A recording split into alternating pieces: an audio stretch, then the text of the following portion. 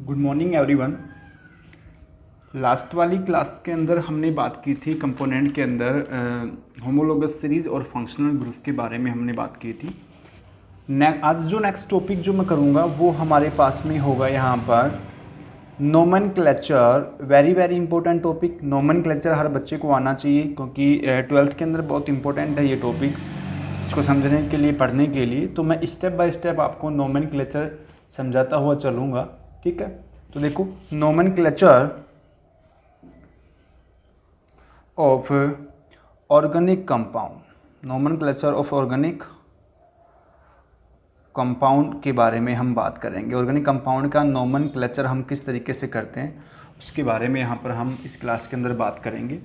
तो देखना बस, यहाँ पर किसी भी ऑर्गेनिक कंपाउंड का नोमेनक्लेचर दो सिस्टम के आधार पर कर सकते हैं हम। टू सिस्टम के आधार पर हम इसको नॉमिनेट कर सकते हैं, जिसमें एक सिस्टम जो हमारे पास में इसमें जो होता है वो होता है कॉमन सिस्टम, या इसका दूसरा नाम होता है ट्राइबल नेम, ठीक है। दूसरा नाम क्या होता है? ट्राइबल नेम के आधार पर हमने क्लासीफाई करेंगे। और एक हमारे पास में यहाँ जो होता है वो होता है अकॉर्डिंग टू IUPAC नोमेनक्लेचर। तो पहले हम कॉमन सिस्टम के अकॉर्डिंग बात करेंगे, फिर हम IUPAC की फुल फॉर्म आप सभी बच्चे जानते होंगे। IUPAC की फुल फॉर्म है international union of pure and applied chemistry, pure and applied chemistry, ठीक है। तो आज हम जो बात करेंगे वो किसके अकॉर्डिंग बात करेंगे? कॉमन सिस्टम के आधार पर हम IUPAC की बात करेंगे। तो अब देखो, सिंपल सा टर्म क्या कह रहा है कि कॉमन सिस्टम के अकॉर्डिंग हम नाम कैसे करते हैं। वो सर, कॉमन सिस्टम जो है ना, किसी भी ऑर्गेनिक कंपाउंड का कॉमन जो नेम होता है वो डिपेंड करता है कि वो जो ऑर्गेनिक कंपाउंड किससे मिलता है, मतलब उस ऑर्गेनिक कंपाउंड का ओरिजिन क्या है, मतलब कि उसका वो ऑर्गेनिक कंपाउंड का प्रोडक्शन जो होता है वो प्रोडक्शन किस कंस्टिट्यूएंट या किस कंपोजिशन से होता है, उसके अकॉर्डिंग उसका नोमेनक्लेचर किया गया है। मतलब कॉमन सिस्टम या ट्राइबल नेम किसी भी ऑर्गेनिक कंपाउंड का डिपेंड करता है, डिपेंड अपॉन ओरिजिन, नेचर, मतलब वो मिलता किससे है उसके ऊपर डिपेंड करता है। जैसे फॉर एग्जांपल अगर मैं बात करूं कंपोनेंट के अकॉर्डिंग, तो जैसे मेरे पास में सिट्रिक एसिड होता है, तो सिट्रिक एसिड का नाम सिट्रिक एसिड क्यों पड़ा? क्योंकि ये जो है वो सिट्रस फ्रूट से मिलता है। मतलब इसका मेन ओरिजिन क्या है? यहाँ पर सिट्रस फ्रूट जो होते हैं वो इसका मेन ओरिजिन होते हैं, ठीक है। ऐसे दूसरे वाला प्रॉपर्टी, जैसे एक एग्जांपल और देखो, फॉर्मिक एसिड। फॉर्मिक एसिड जो होती हैं वो फॉर्म्स या रेड एंट से मिलते हैं, जो एक अलग लैंग्वेज के अकॉर्डिंग, ग्रीक लैंग्वेज के अकॉर्डिंग एक अलग टर्म ऑफ कंपोजिशन का करता है, वेरी करता है। तो ऐसे ट्राइबल नेम जो होते हैं ना किसी भी ऑर्गेनिक कंपाउंड के, वो उनकी ओरिजिन्स नेचर के आधार पर क्या करते हैं, डिपेंड करते हैं। तो उसके बारे में हमने यहाँ पर बात करी, कंपोजिशन के अकॉर्डिंग किस तरीके से हम यहाँ पर टर्म वेरी करवाते हैं। अब कुछ कंपाउंड है, एग्जाम्पल हैं जिनका कॉमन नाम आपको थोड़ा सा डेली रूटीन के अकॉर्डिंग आपको याद होना चाहिए। मतलब आपको कोई वहाँ रूल नहीं लगाना, आपको जनरल वैसे पता होना चाहिए, ठीक है। तो सिंपल वैसे जब प्रैक्टिस में आएंगे तो वो नोमेनक्लेचर आसानी से आपको याद हो जाएंगे, तो उनका रट्टा मारने की जरूरत आपको नहीं पड़ेगी, ठीक है। तो देखो, मैं फॉर एग्जाम्पल मैं शुरुआत करता हूँ। पहला है मीथेन, कॉमन नाम भी यही है, IUPAC यही है। फिर हमारे पास में CH3 CH2 CH2 CH3, normal chain, N मतलब नॉर्मल चेन है, सिंपल वाली। और butane, N butane common name है। इसके अलावा CH3 CH CH3 CH3, और इसका हमारे पास में नाम है, ये जो ग्रुप होता है इस ग्रुप को बोलते हैं आइसो ग्रुप। तो ये आइसो ग्रुप पूरा, और इस ग्रुप में कितने कार्बन प्रेजेंस है? 4। तो क्या बनेगा? Iso butane. नेक्स्ट है CH3 CH3 CH3, ये CH3। तो यहाँ पर ये जो ग्रुप है ये है नियो, और 5 कार्बन है तो क्या बनेगा? नियो पेंटेन, ठीक है। आइसो को याद रखने का तरीका क्या है कि आइसो जो ग्रुप होता है ना वो कितना डिग्री का होता है, 2 डिग्री कार्बन होता है। ये डिग्री ऑफ कार्बन पढ़ाऊँगा तुम लोगों को आईपीएससी जब आएगा, जब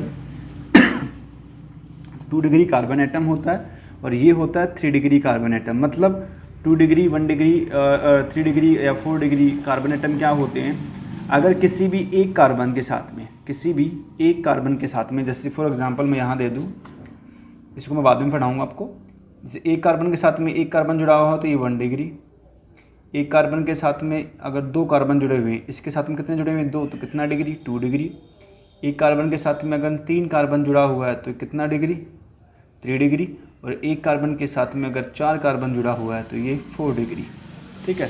3 डिग्री ऑफ कार्बन है, तो ये 3 डिग्री कार्बन जो होता है वो नियोपेंटेन वाला होता है, नियो ग्रुप होता है, और उसके साथ में जुड़ने के बाद ये 4 डिग्री बन ही जाता है, कहने का मतलब, ठीक है ना। मतलब इससे अलग देखना है 3 डिग्री का, ये भी तो 4 डिग्री हो गया, ये ध्यान रखना इस चीज़ का। इसको ये अलग देखना है, मतलब इस ग्रुप को अलग करके देखना है। ये जो ग्रुप होता है ना, ये वाला, सिर्फ ये ग्रुप, ये 2 डिग्री कार्बन वाला, ये नहीं जुड़ा हुआ है उससे उस टाइम, तो ये 2 डिग्री वाला ग्रुप आइसो, इसमें भी ये नहीं जुड़ा हुआ है, ये नहीं जुड़ा हुआ है, सिर्फ ये वाला ग्रुप देखना। तो कितना डिग्री है, 3 डिग्री। तो कौन सा है, नियो वाला। आगे देखो हमारे पास में कंपोजिशन की अगर मैं बात करूँ, ये है फॉर्मल्डिहाइड, कॉमन नाम फॉर्मल्डिहाइड। ये है हमारे पास में CH3COO, कॉमन नाम एसीटोन है। इसके अलावा हमारे पास में है CH3C में OOH, कॉमन नाम एसिटिक एसिड है, ठीक है। इसके अलावा हमारे पास में ये है बेंजीन, ठीक है। इसके अलावा ये हमारे पास में है टोलुइन, क्या नाम है, टोलुइन इसको बोलते हैं। इसके अलावा ये हमारे पास में है NH2 के बाद में एनिलीन, ठीक है। क्या नाम है इसका, एनिलीन नाम हमारे पास में है, ठीक है। इसके अलावा ये जो हमारे पास में है COCH3, इसका नाम है एसिटोफिनोन, ये कॉमन भी है, IPSC है। इसके अलावा ये हमारे पास में OCH3, ये एनिसोल है, ठीक है। इसके अलावा हमारे पास में ये ग्रुप देखो, ये 12th में काम आने वाले हैं। ये थैलिक एसिड है, पी साइलेंट है, थैलिक एसिड है। ये आइसोथैलिक है, पी साइलेंट आइसोथैलिक एसिड, ठीक है। ये वाला जो है COOS, ये है टरथैलिक एसिड। ऐसे बहुत सारे नाम हैं, कॉमन नाम। जब हम 12th के अंदर ऑर्गेनिक केमिस्ट्री पढ़ेंगे ना, प्रैक्टिस में आ जाएंगे हमारे वो कॉमन नाम, ठीक है। तो वो धीरे धीरे याद होते अपने को चले जाएंगे। तो ऐसे बहुत सारे एग्जाम्पल हमारे पास में है कॉमन नेमिंग के, जिनके बारे में हम बात करेंगे। वैसे कॉमन नाम की मैं लिस्ट आपको एक PDF फाइल में भेज दूंगा। कॉमन नाम जिसको है वो कॉमन याद करना अपने को, ठीक है ना, ध्यान रखना इस चीज़ का। तो कॉमन नाम की एक PDF मैं आपको भेज दूंगा, तो वो आपको याद करनी है। उसमें फिर भी कोई दिक्कत हो तो हम बात करेंगे उसके बारे में, ठीक है। अब हम बात करते हैं IPSC के अकॉर्डिंग। सेकंड जो टर्म है वो है IPSC। IPSC के अकॉर्डिंग हम कैसे नोमेनक्लेचर करेंगे IPSC के आधार पर, IUPSC, ठीक है।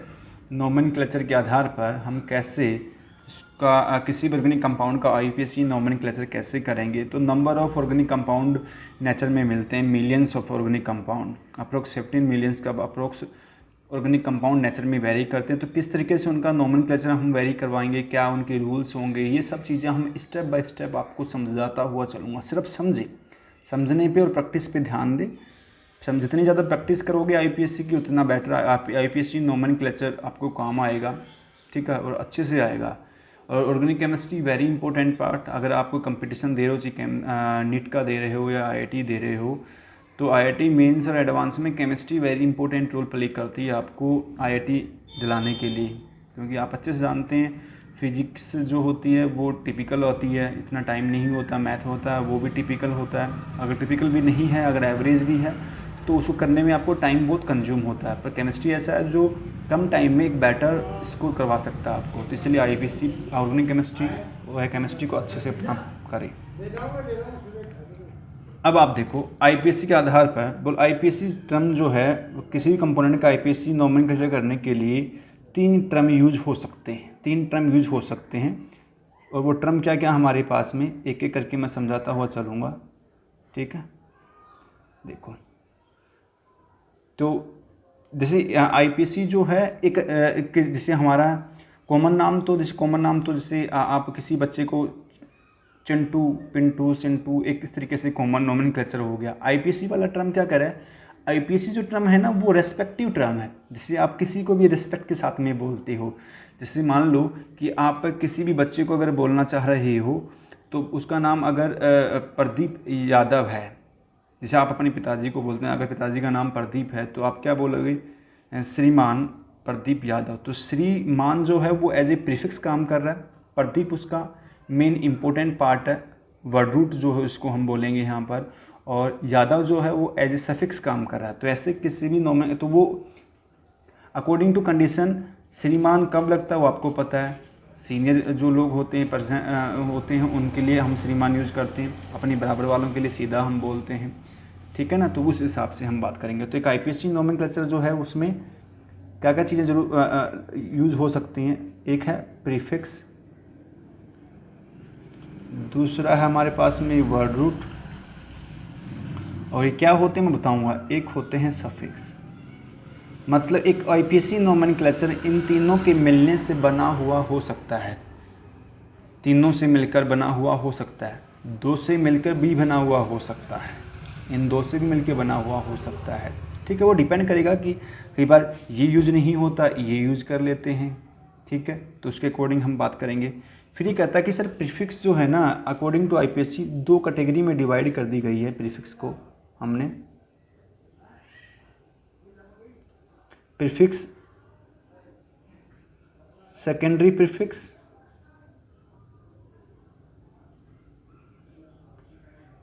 प्राइमरी प्रीफिक्स, वर्ड रूट, फिर सफिक्स 2 टाइप हमारे पास में है, प्राइमरी सफिक्स और सेकेंडरी सफिक्स। और यहाँ पर इन पांचों को ये पैटर्न में ही आपको उस फॉर्मूले में जो भी कंपाउंड होगा, जो फॉर्मूला होगा उसमें आपको यही पैटर्न क्या करवाना है, फॉलो करना है आईपीसी में। मतलब जब उसका नाम लिखेंगे तो सबसे पहले नाम लिखा जाएगा सेकेंडरी प्रीफिक्स का, आगे फिर प्राइमरी प्रीफिक्स का, फिर वर्ड रूट का, फिर प्राइमरी सफिक्स का, फिर सेकेंडरी सफिक्स का। अब एक फॉर्मूले के अंदर ये ज़रूरी नहीं है कि ये पांचों चीज़ें प्रेजेंट हो, किसी के अंदर ये 3 भी हो सकती हैं, किसी में ये 2 भी हो सकती हैं, किसी में ये 3 हो सकती हैं, ये नहीं हो सकता।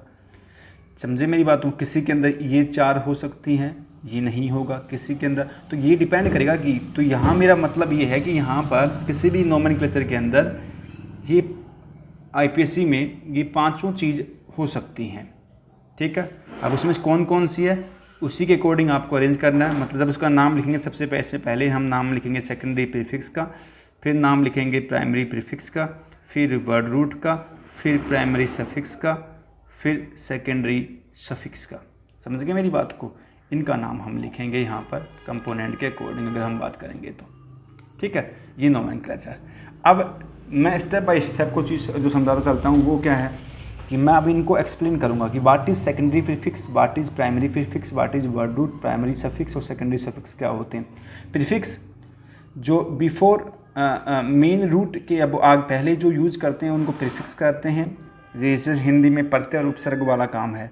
जो बाद में मेन रूट के बाद में जो यूज होते हैं वो सफिक्स होते हैं, कहने के बाद जो बाद में लगते हैं वो सफिक्स, जो पहले लगते हैं वो प्रीफिक्स होते हैं। तो अब मैं सबसे पहले इसमें जो समझाऊंगा वो समझाऊंगा वर्ड रूट। वो सर वर्ड रूट जो होता है ना किसी भी ऑर्गेनिक कंपाउंड का, वो डिपेंड करता है, डिपेंड अपॉन किस पे, नंबर ऑफ। आप किताब में किस तरीके से समझा रखा है उसको मत समझो, मैं जो समझा रहा हूँ उस पैटर्न के अकॉर्डिंग समझते चलना, दिक्कत नहीं होगी। वर्ड रूट क्या है, डिपेंड अपॉन, किस पे डिपेंड करता है, but depend upon number of carbon atom in A chain. कोई भी कार्बन की चेन के अंदर कितना number of carbon atom present है, एक जो पर्टिकुलर चेन होगी उस पर्टिकुलर चेन के अंदर कितना number of carbon atom present है, उस पर डिपेंड करता है वर्ड रूट। अगर मान लो कंपोनेंट के अकॉर्डिंग अगर आपकी उस कार्बन चेन जो है अगर एक कार्बन की है तो वर्ड रूट क्या याद रखना है आपको, क्या यूज करेंगे, मेथ। अगर 2 कार्बन की अगर है तो क्या लिखेंगे, एथ। 3 की है, 3 कार्बन है तो प्रोप। 4 है ब्यूट। 5 है पेंट। 6 है हेक्स। 7 अगर है हेप्ट। 8 है तो ओक्ट। 9 है तो नॉन। 10 है तो डैक, ठीक है। 11 है तो अनडैक, और अगर 12 अगर है तो डोडेक। मेरे साथ में 3 बार आप इसको रिपीट करेंगे।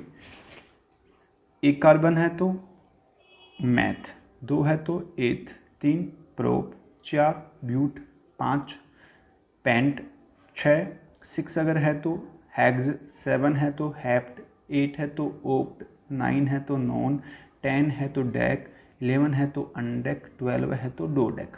मतलब meth, eth, prop, but, pent, hex, hept, oct, non, dec, undec, dodec. एक बार और बोलेंगे, meth, eth, prop, but, pent, hex, hept, oct, non, dec, undec और डोडेक। मतलब ये डिपेंड करता है इस तरीके से। अब मैं बात करता हूँ किसकी, प्राइमरी सफिक्स की। वैसे प्राइमरी सफिक्स जो है ना वो डिपेंड करती है, वो डिपेंड्स अपॉन, किस पे डिपेंड करती है, depends upon nature of bonding in between carbon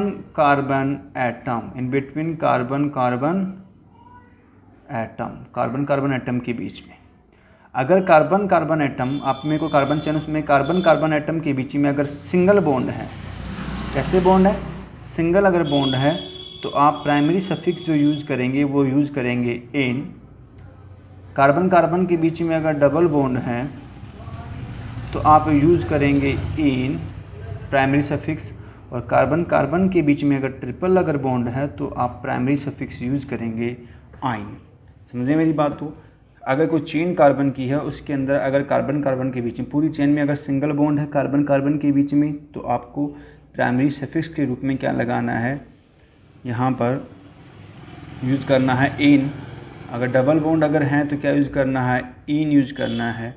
triple अगर बॉन्ड है तो क्या यूज़ करना है, आइन यूज़ करना है। अब इन दोनों के मिलने से, तो मैं अभी एक पहली वाली टाइप में एक्सप्लेन करता हूँ, पहली वाली इन और आइन वाली मैं नेक्स्ट क्लास में करवाऊँगा आपको, ठीक है।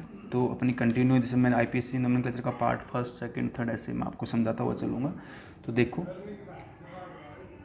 अब देखो इन में CH3 1 2 2 कार्बन है तो क्या आएगा, ईथ। देखो 2 कार्बन का बॉन्ड तो क्या है, ईथ है, ठीक है। और कार्बन के बीच में सिंगल बॉन्ड तो क्या आएगा, एन। ईथ प्लस में एन, तो नाम क्या बना, ईथ एन, ठीक है, ईथ एन।